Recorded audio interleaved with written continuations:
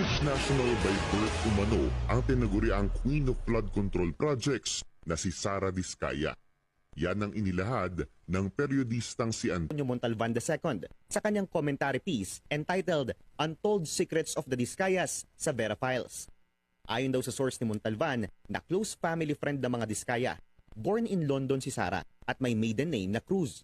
Nakapangasawa raw ang nanay nito ng isang Pinoy, kaya nagpa siya silang bumalik sa Pilipinas noong early 2000s at nagsettle sa Pasig City. Dito niya nakilala ang nooy unemployed na si Pacifico Curly Diskaya.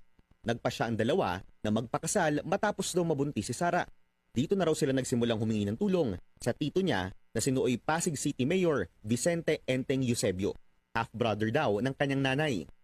Matatanda ang sinimulan ng mga Eusebio ang kanilang pamumuno sa Pasig City mula nang maging Vice Mayor si Enteng noong 1980 hanggang 1986. Nasungkit nito ang pagka-mayor noong 1992. Pero termino niya from 2004 to 2007, pumasok daw sa eksena ang mag-asawang Diskaya. Ani Montalvan, dito nagsimulang magbukas ang pintuan ng mga oportunidad para sa mag-asawa.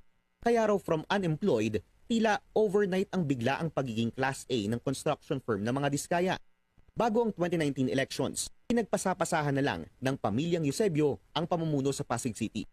Hanggang sa matalo sila sa halalan ng people's favorite na si ngayoy Pasig City Mayor Vico Soto. Ani Montalvan.